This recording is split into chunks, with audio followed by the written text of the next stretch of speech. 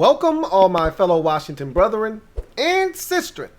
I am your man and resident Washington football team fan, Lou. Thank you for joining me here on the Washington Football Report Training Camp Confidential, August 10th, last practice before the very first preseason game at New England. So they were in shells today, so no full pads, kind of taking it light, going through the motions. It's not a walkthrough, but the next step after a walkthrough. So, still a little bit of contact, but not a ton, okay?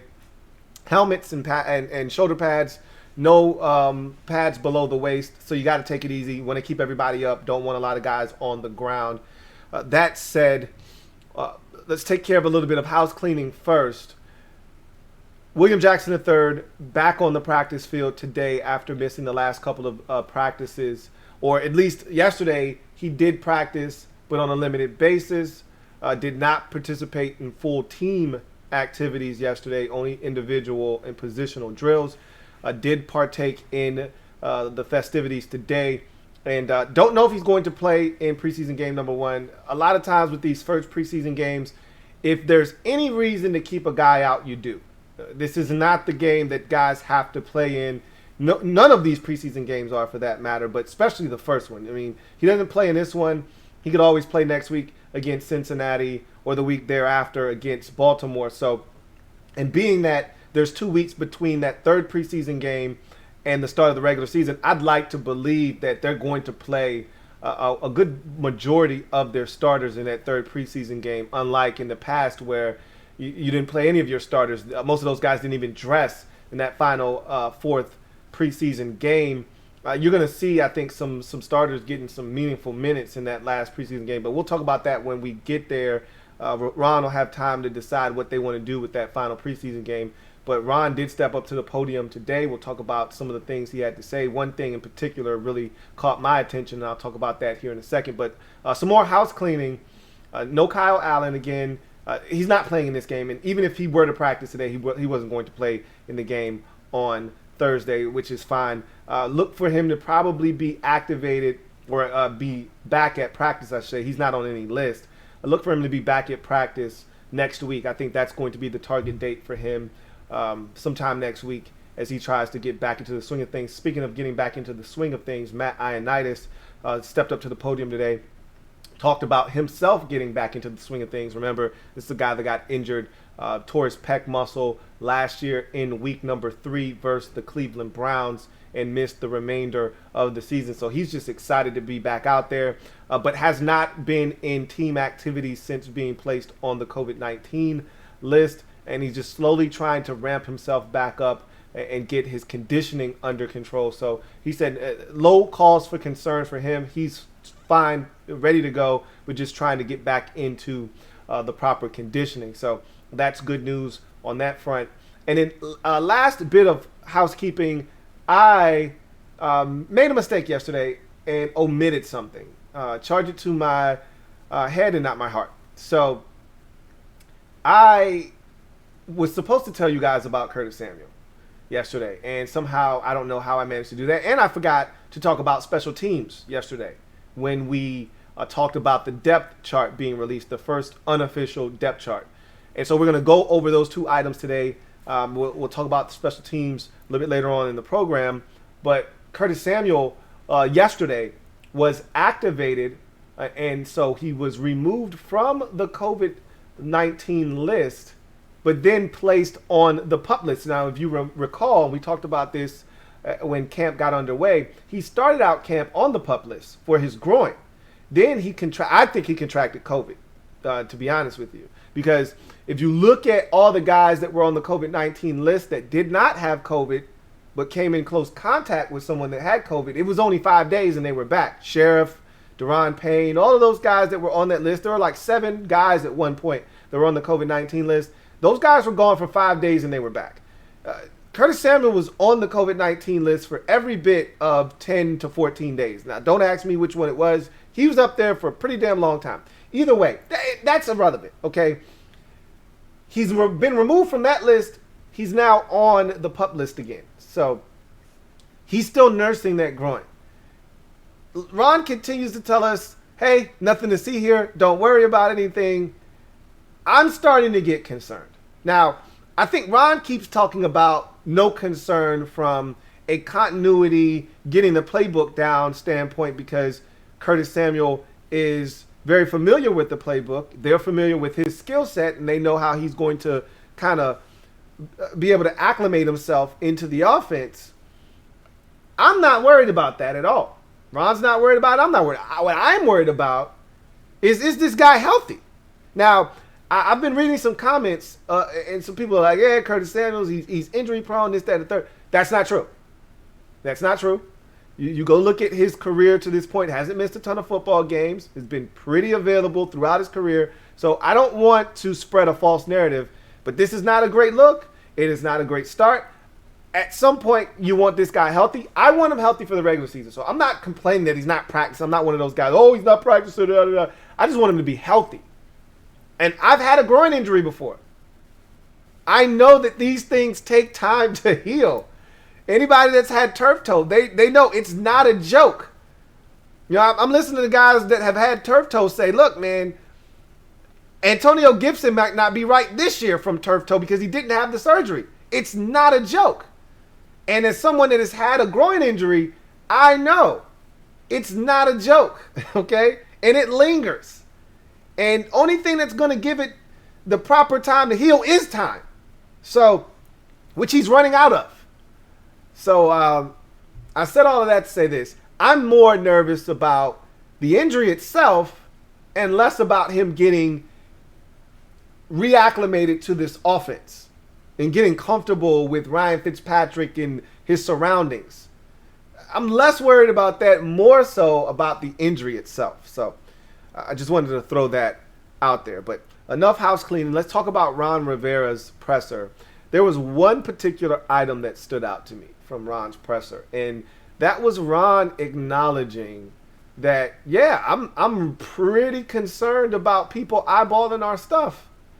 He's like, look, and I would have loved if one of the reporters would have had the follow-up of, was it a lot easier last year? Which I already know the answer to it, but I've been contending this all along, so I really wanted validation. I wanted to hear Ron say it out of his mouth because I was saying last year it was so much easier for these guys to hide players. If you had a guy you drafted in the 5th round, didn't make your team, it was easier to just stash him on the practice squad. Nobody knew what your stuff was doing in practice.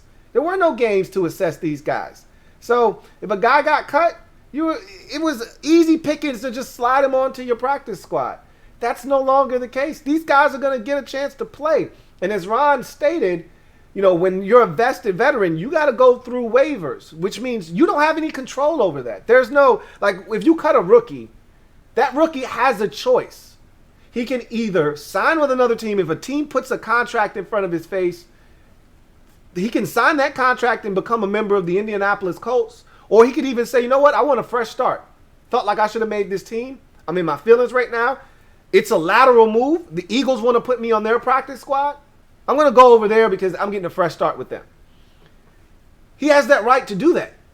But he also has that same right to refuse a contract from the Indianapolis Colts and decide to come back to Washington because he likes the coaching staff. He thinks that his career is going to be furthered in a place where he's already spent time. So he has the right to be able to say, you know what? Even though they're putting a contract in front of my face to be on the active 53-man roster, those coaches don't know me. They don't have any vested interest in me. These coaches do, and I like the coaching I'm getting here. So in the case I'm giving you essentially is a guy like Sammy Reyes. That opportunity will be afforded to him. If he doesn't make this roster, and it doesn't look like he will, but again, a lot of time left. But if he doesn't make this roster, he's going to have the choice to be able to say, you know what? My family's in Washington. This is where I wanted to be. I feel like the coaching staff is really taking an interest in trying to teach me the game and get me better. And I think this is my best opportunity to be successful. I want to go back to Washington despite not getting a 53-man roster spot there. Even though another team like, let's say the Chiefs, are offering him a 53-man roster spot. After watching him play in the preseason, they're offering him an opportunity to make real money and be on the roster week 1, which guarantees you your full salary for the entire year. He has the opportunity to turn that down and go back to Washington. A vested veteran like Lamar Miller has to go through the process of waivers. Okay? Washington doesn't have any say in that. Lamar Miller doesn't have any say in that. He goes through waivers. If a team puts in a waiver claim for Lamar Miller, if a team puts in a waiver claim for Kelvin Harmon, we don't have any say-so in that. Now, I think Harmon isn't a vested veteran. I'm just threw his name out there because I don't think he's going to make the football team. But a veteran on this team, if he were to be cut, and he's got to go through waivers, and the Arizona Cardinals decide, you know what? We need a tight end, and Ricky Seals-Jones used to play here. We want him back. They put in a waiver claim. They get Ricky Seals-Jones if nobody else puts in a waiver claim.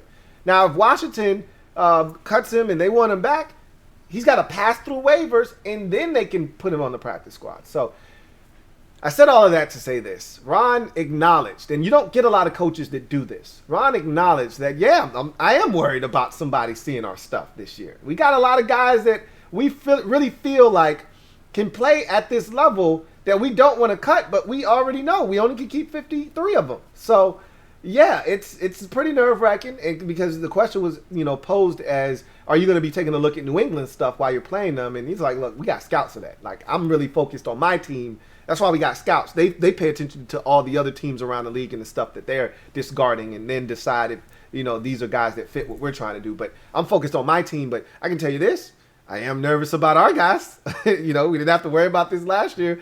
And I know that's what he was thinking, and I wish they would have followed up with that question because I bet you Ron would have said, we didn't have to worry about this last year. It was a lot easier. But Ron has already acknowledged, I really don't care for the preseason because the games don't count, but he acknowledges that you need preseason to get these guys ready for the actual game. So I thought that was an interesting conversation and question thrown towards Ron, and his response was one that piqued my interest. I want to spend the rest of this conversation with you guys talking about Montaez Sweat. So he stepped up to the podium today.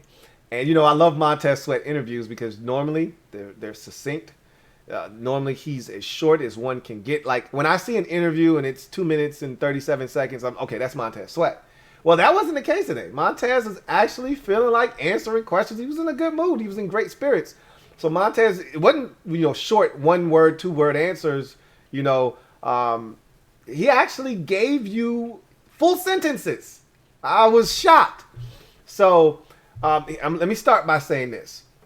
Montaez Sweat was coached up very well. And I don't know if the PR staff got to him or if Ron Rivera got in his ear or his family members got in his ear. I'm pretty sure it was the Washington staff and probably the PR more likely than not, because it was a media firestorm when he spoke the last time to the media about COVID-19 and all that. That's what really started this whole conversation about COVID with this football team.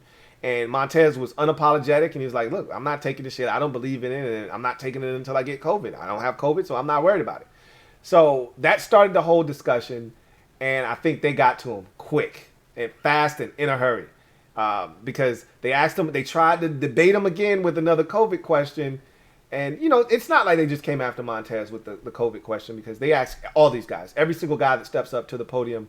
If you've been in the league more than a year, for the most part, you get some form of a COVID question. I don't think they lobbed any COVID questions at De'Ami Brown or Benjamin St-Juste, but those are rookies, but guys that have been in the locker room that are established, they always get a COVID question, 1 or 2 of them. So Montaez was asked about COVID, and, do the guys talk about it in the locker room?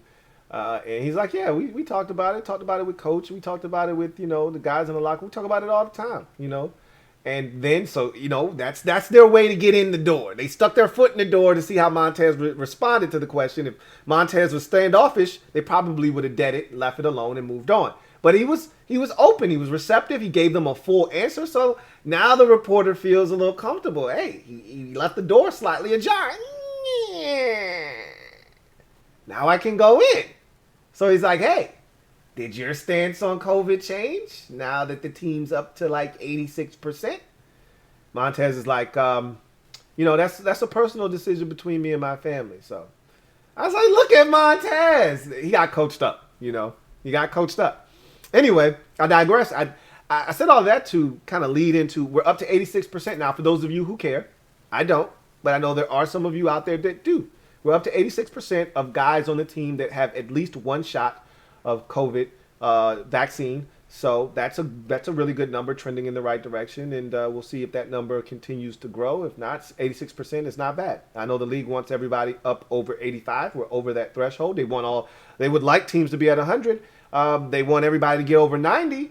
But that first baseline was 85. Washington has hit that. So now they're pressing for 90, and then, of course, it'll be 95. But I think we're going to stick somewhere in this 85 to 90 range. I don't see us going above the 90% threshold. But anyway, I digress. More Montaez Sweat, because he was awesome at the podium today. He talked about targeting the sack record between he and Chase Young for the most sacks by an NFL duo. I think the most sacks in one season by an NFL duo, I believe, don't quote me on this, is 29.5 with Elvis Dumervil and Von Miller, I think. Now, just think about that for a second. 30 sacks, which is essentially what they had. That's 15 apiece. That's a crazy number for two guys, right? Now, you could have a guy go ape shit and get 19, and we've seen dudes do that. Chandler Jones has gone off for like 20 in a season. J.J. Watts had 20 and a half. I think somebody came dangerously close to Michael Strahan's record a couple of years ago with like 22 and some change. Guys have gone ape shit in seasons, but they usually don't have any help. There isn't a tag team partner on the opposite side with 10 and a half themselves. So I don't know if that's actually the record or not, 29, but just think about 30 sacks between two dudes. Normally for an entire team, the number is like 47. So if two guys have 30, that's a robust number. So he said, yeah, we talk about it all the time, man. We think we're capable of going out here and doing it. That's what we set our sights on this year. And I told you, I expect huge leaps from both of these dudes. Sweat is ready to break out. Last year, I thought he was phenomenal. I've already said I thought he was the most improved defensive player, maybe the most improved player on the team overall. And I thought he was the best defensive player on the team. A lot of people love what Chase Young did, and so did I. But I think Montaez Sweat was more impactful in more games than Chase Young. Young was a rookie. You expect that. But I expect a monumental leap from Chase Young as well this year. And so I wouldn't put it past those guys to go out there. If they're healthy, they've got a chance to put up some really big-time numbers. I'm looking forward to it. So glad to hear him talk about that. And then I thought this was more important than anything else he said. Sweat also talked about confidence, because a lot has been made about him being very boisterous at practice. And he said, look, the question was kind of phrased as, are you more confident now? It seems like you're talking a lot more in practice, and a lot of times when you talk, it's a sign of confidence, like you figured it out.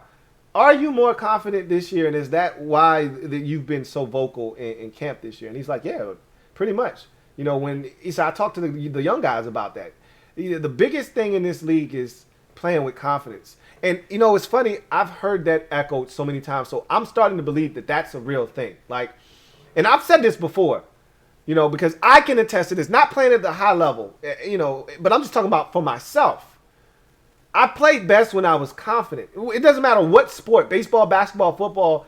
When you believe I belong here and I can do this, you're a dangerous person. That's why they tell you your mind is the most powerful muscle in your entire body. Your mind is the most powerful thing in your entire being, because your mind can trick your entire body into thinking something else. I can tell you this. There were times where there was nothing physically wrong with me. I kept telling myself over and over again I felt sick because I didn't want to go to school. Say it a million times over and over. And guess what? I started to physically feel sick, like I had to vomit. Nothing was wrong with me, but my mind was playing tricks on me. Your mind is so powerful. So if you tell yourself you can't do something, well, you might as well stop right then and there. The minute you're running, let's say you're running a mile, and you get to that 3/4 of a mile mark, and you're starting to get tired, the legs are starting to give out, they're getting heavy. If you tell yourself, I'm not going to make it, you might as well stop running right now. You're done. Stick a fork in you, you're done. But if you keep telling yourself, I can do it, I can do it, I can do it, you're going to make it. You're going to make it. And Sweat essentially is saying, it's confidence. I remember Chris Cooley saying, the biggest thing for me was I had to establish that I belonged. I needed to have the confidence that I belonged here. He said, I didn't figure that out until, I think he said it was the second or third preseason game. And he's like, I figured it out. I belong here. I can play with these dudes. And from that point on, he was like, I didn't feel like anybody could stop me. Confidence is so fleeting in this league, especially for young guys. The veterans, they got all the swag in the world because they're like, yeah, I know I can play in this league. It's the young guys that don't know. They're trying to figure if they belong or not. Benjamin St. Juste talked about that at his presser. Like, I'm trying to establish this confidence, and air about myself because I'm trying to figure out whether I belong or not. I know I can play, but I need to be able to tell myself I belong, and that's why I love going up against guys like Terry and some of these other guys, because if I can play against them, then I know I can play in this league. And so Sweat was talking about his confidence, and it's through the roof now. He's like, yo, I've been, kind of taking the tutelage from this coaching staff. I know what I got to do. I know what I'm capable of. And so, yeah, I'm playing at a very confident level, probably the highest confidence level I've had since I got into the league. So that makes a dangerous Montaez Sweat, guys. I'm just telling you right now. Montaez Sweat is poised for a massive season. I love what I'm hearing from him. And he also brought up the taunting rule because he's like, yeah, I like to play with swag. I like to, talk a little bit. It makes the game fun. I like to have fun out there. And, so I'm going to have to try to find my way around that taunting rule because Sweat will get up real quick and bust a little pose on you. And they literally put out a video. The NFL did. I watched the video. I'm pretty sure a lot of you have as well.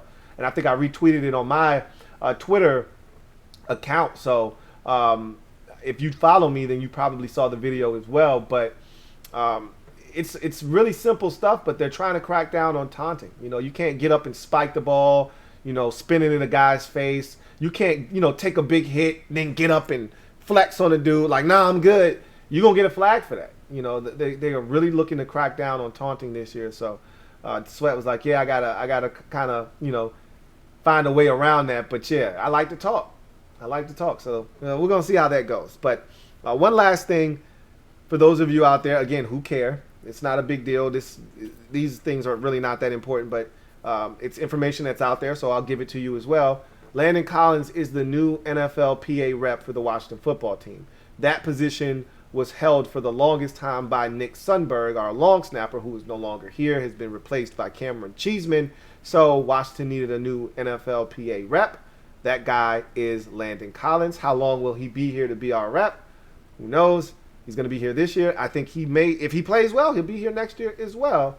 But in any event, that's our new NFL PA rep. So let's get to the last item of the day, one that I forgot from yesterday, which is special teams and the depth chart. So let's talk about that real quick. Here's the special teams depth chart. Not a lot to it, but we've been talking about punt returner and kickoff return for quite some time and who would be getting those opportunities first. Those are big deals. So obviously punter, Tressway, Dustin Hopkins, place kicker, Tressway, your holder, and Cameron Cheeseman. Those are the guys that aren't going to change. As you can see, there aren't even backups behind them. So those guys are going to be on the team. We already know that. You already allot those 3 spots on the roster every year. 50 guys that are non-special team specialists, and then the 3 specialists. So you got your long snapper, you got your kicker, and your punter. So let's get to the things we care about, which are kick returner and punt returner.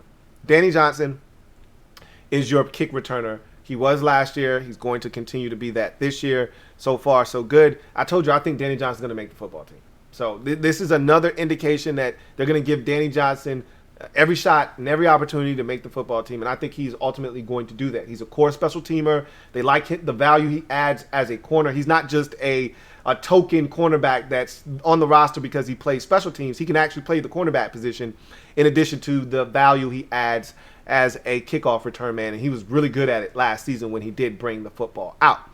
Punt returner was the one we were enamored with. We talked about this. This was a problem for us last year. Steven Sims Jr. was a disaster last season, and DeAndre Carter is going to get the first crack at it. Now, again, right now we think they're keeping 6 receivers, and I don't think DeAndre Carter is one of those 6. That could change. He could have a strong showing in the preseason, and the guy that was at 6, AGG, Kelvin Harmon, whomever, could struggle, and DeAndre Carter could assume that 6 wide receiver role. We've been talking about them adding a 7th receiver for the specific purpose of having a guy return punts. DeAndre Carter might be that guy. If they're giving him reps in the preseason, look, you can't give reps to a guy in the preseason that's not going to make the football team if you don't intend on him doing it in the regular season. That's not smart on the part of the team. You can't have DeAndre Carter fielding all the punts and then you decide to cut him at the end of the preseason and then decide that, you know, Danny Johnson's going to field punts. If that's what you have in mind for Danny Johnson, he should be getting the punts in the preseason. So DeAndre Carter being first on the depth chart is a really good sign for DeAndre Carter. Does that mean he's going to make the team? Absolutely not. Okay, it's just the first preseason game. These things are fluid and could change on a whim. But right now, DeAndre Carter being the first up to get opportunities, and I think a lot of that has to do with the fact that Steven Sims Jr. was so bad last year, because I think they really want to give that opportunity to Steven Sims Jr. and have him make the football team and have him be the guy backing up the slot and continuing to go about it that way. But the fact of the matter is he was so bad last year, they want to give somebody else a chance first before, you know, trotting Steven Sims Jr. out there. So as you can see, Isaiah Wright is third for both of those return duties. Again, I don't think he's going to make the football team, but he's making a case, is Isaiah Wright, along with Steven Sims Jr. So that's what it looks like right now. We're going to be focusing in on both of those return positions, in particular the punt returning aspect, because that was a problem for us last year. We need to be better there last year. It actually hurt us last year at times. So one last thing with these special teams players, Dustin Hopkins missed a couple of field goals from in that money range, as I like to call it, from 40 to 49. He missed 2 field goals from there in practice. Not today, but yesterday, I believe it was. So just something to keep in mind. I've got confidence in D-Hop. You guys know that. But this is a make-or-break year for D-Hop.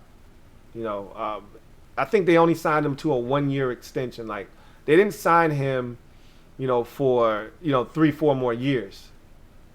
They signed him for just this year. Now, the fact that there are no, guys on the roster to compete with him tells you that it's his job. However, he hurt us last year at times. There's no way around it. He wasn't terrible, but for his standards, he wasn't good. So just something to keep in mind. We'll be watching D-Hop as well very closely in the preseason, because I'm expecting a big bounce back year from him. So just thought I'd make mention of that as well. So that's going to do it for me, your man Louie Tee. Thank you guys for joining me. If I am a Washington fan, etched in burgundy and gold, my Washington spirit will never die. Washington spirit will never fold. Until we meet again, hail to our beloved Washington football team. Going to end on this quick note. I know some of you were having issues with the Flick app and trying to become a member. If you can't get in, it's all good. Don't worry about it. But I'm going to reward those who were already in the mob squad and go ahead and allow them to be in that drawing. So if you can find a way in, cool. If you can't, you'll be able to be eligible next time around, and I'll give you the instructions for the next one down the road. But again, if you are interested in those tickets, you need to put your information down in the comment section below the video that I instructed you to do that on, which was the first unofficial depth chart video. So again, watch that video, get the instructions, follow the directions if you want to be in that drawing. So with that said, get off the bench, get in the game, and kick it with me, your man Louie Tee. Until next time, I'm your man Louie Tee, signing off. You guys have a good one. I will see you tomorrow night for a Washington Football Report live. It should be live, as we will be on the precipice of preseason game number 1. Bart Scott can't wait. I'll see you guys then.